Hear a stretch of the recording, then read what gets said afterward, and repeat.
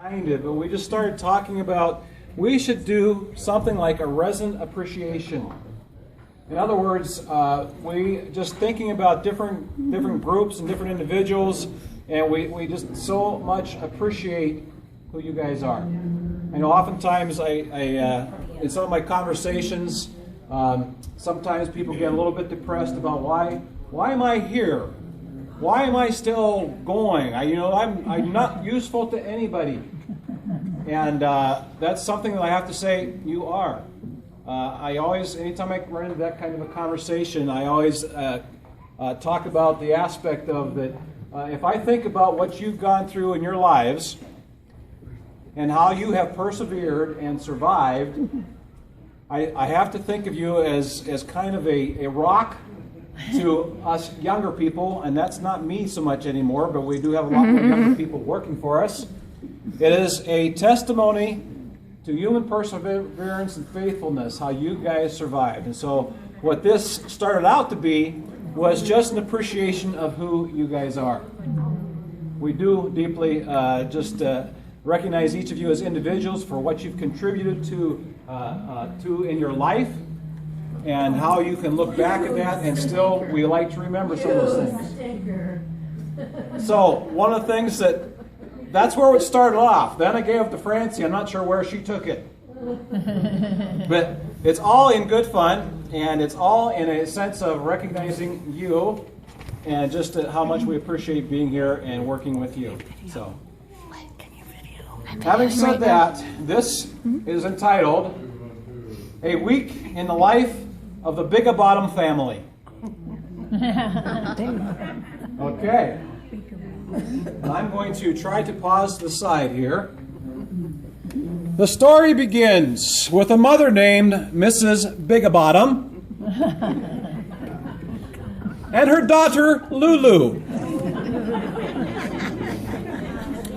Today is Lulu's first day of school, and Mrs. Bigabottom is taking her to get acquainted with her new school. First, they stop at Principal Gregory's office to check in and see what the schedule holds for the day. The main secretary, Mrs. McDonald, where are you? Is there. And she introduces the Bigabottoms to many other secretaries and bookkeepers that were in the school. Mrs. Jewell, Mrs. Compton, Mrs. Hoffman, sorry, I got to go slower, Mrs. Van Cleef, or where they all are. They're coming. So it's Christmas. And Mrs. Wasden. Are we good? Yes. Okay. All right. They are given the list for Lulu's classes, and her first teacher of the day is Mrs. Yule. Mrs. Yule, as a teacher, introduces her to the other teachers, Mrs. Webb. You might recognize some of these characters, and they changed their names. Mr. Wilterding. I saw, there he is.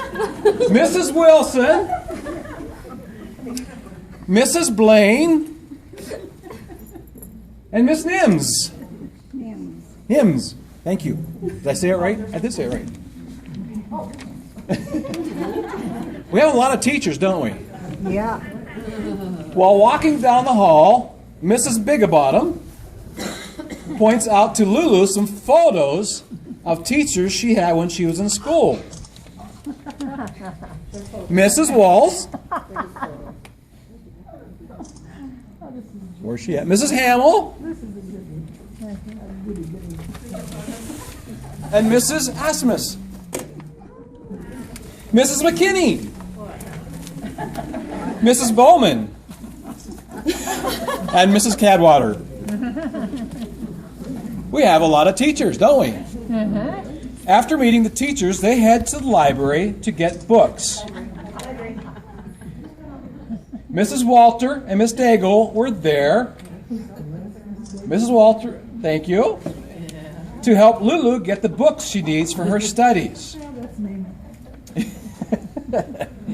As Lulu goes to her classes, Mrs. Bigabottom heads to the cafeteria to say hi to her good friend, Mrs. Farr, as she prepares all the meals for the school. I got the hi sign here. Where's my people? Red. They have a nice long visit, and then Mrs. Bigabottom starts the walk home. On the way home, she sees her fellow homemakers, Mrs. Curtis, You're losing it, honey. Mrs. Davis, and Mrs. Hughes, Joe Hughes, at one house playing cards. At the next house in the neighborhood, Mrs. Doberin, I saw you, Mrs. Deaton, Miss Frank, Miss Hogg, and Miss Flora. We good? We're having their weekly book club. So she sticks her head in the window to say hi, Well, not you. and that she would be there next week. At the next house down the street, she notices that her fellow homemakers are chatting about their favorite Thanksgiving recipes. So she stops by there and says hi to Mrs. Schultz, Mrs. Davidson, Mrs. Zinker, and Mrs. Birch.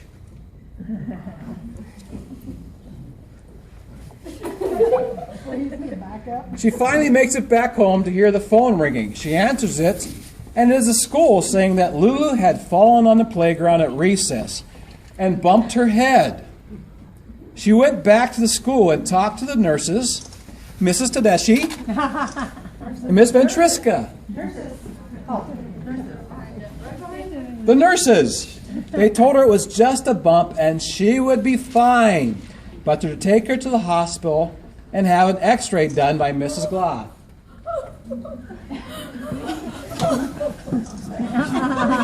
Oh, are you the doctor? I don't know. Can I go, Francie? Yes. The x-ray was fine, so Dr. Muncie, We need doctor. Dr. Muncie, gave Lulu, where's Dr. Muncie? Well, they're getting the uniform on him. Doctor? Dr. Muncie a clean bill of health. Oh, God. On their way out, they poked their head in Dr. Harris's office. We're fine now. There's the other doctor, Dr. Harris's office, to let him know that they would be there for their podiatrist appointment next week.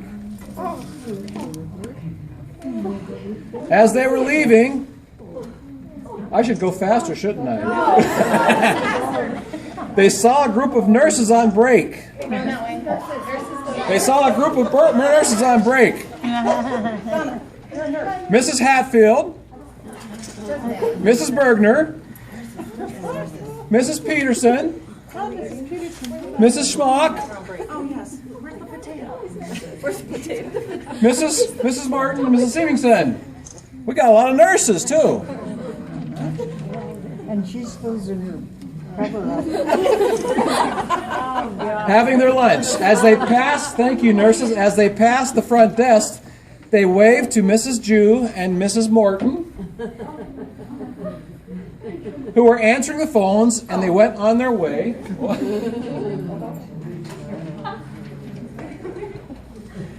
After taking Lulu back to school, Mrs. Bigabottom heads over to the dress shop. Mrs. Bigabottom heads over to the dress shop to pick up her new dress designed by Mrs. Watkins. She's a dressmaker. And sewn by Mrs. Fitzgerald. Okay. For tomorrow's Thanksgiving dinner. So we have some seamstresses too.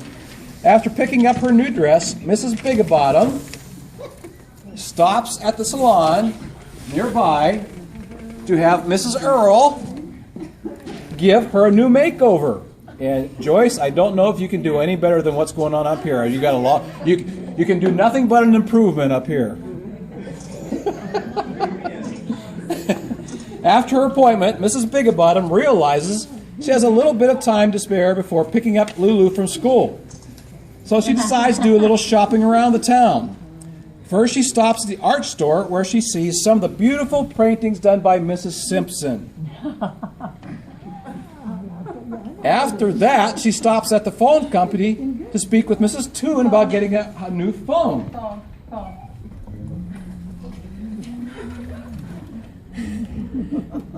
Her last stop is at the upholstery shop to check on the couch that Mrs. G has been reupholstering for their living room. Gigi. Now, if we want to make this a little bit funner, I should just read faster, shouldn't I? Yeah. After leaving the shops, Mrs. Bigabottom heads for the school to pick up Lulu. The girls head to the dentist to see Mrs. Richardson for Lulu's annual teeth cleaning appointment. Where are you? Yeah, I saw that. They also see Mrs. Briscoe, Miss Berry, and Mrs. Forrester, who are visiting the dentist as well. After Lulu's appointment, they return home and begin their preparations for tomorrow's Thanksgiving dinner. The Bigabottoms will be hosting and inviting neighbors and friends. While the girls prepare the meal, Mr. Bigabottom Oh, gosh. meets with his banker and accountant, Mr. Marchand, and Mr. Dorfman, to assure they will have enough funds for the new car they will be purchasing during the Black Friday sale from Mr. Junier's dealership. He also spends a little time discussing with Miss Doty the final purchase for the new home they'll be moving into next month. The next day, there was a knock on the door, and Mrs. Bigabottom runs to answer it and find her dear friends, the Most Reverend Bud Klein,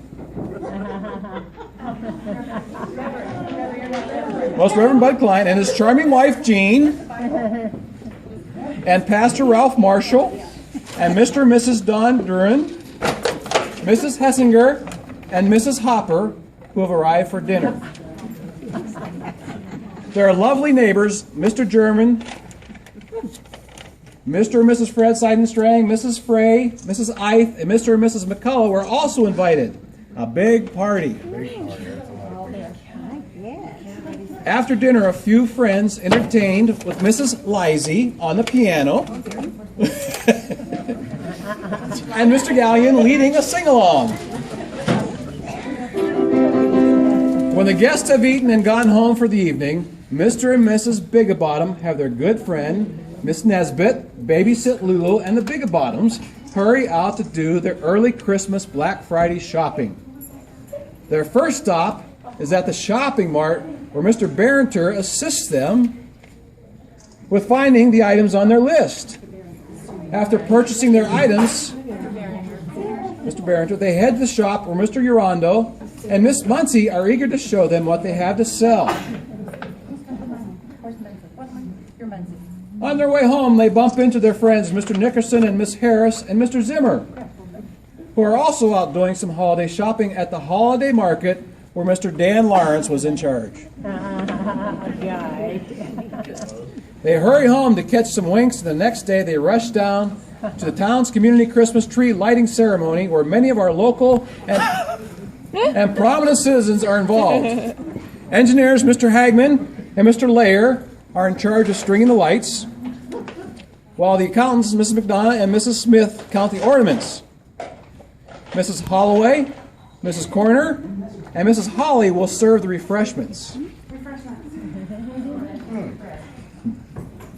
How you doing back there, crew?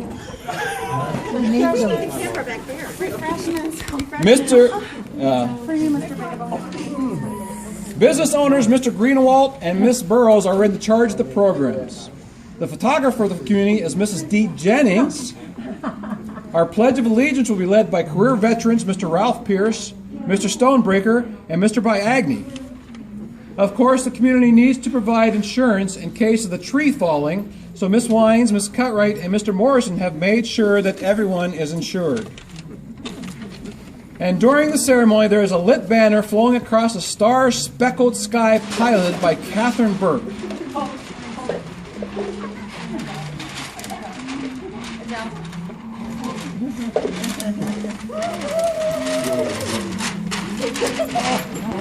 Mrs. Dahl helps Lulu place the star on the top of the tree. The star on the top of the tree.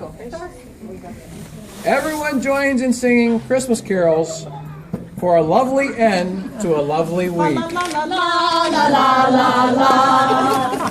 The end.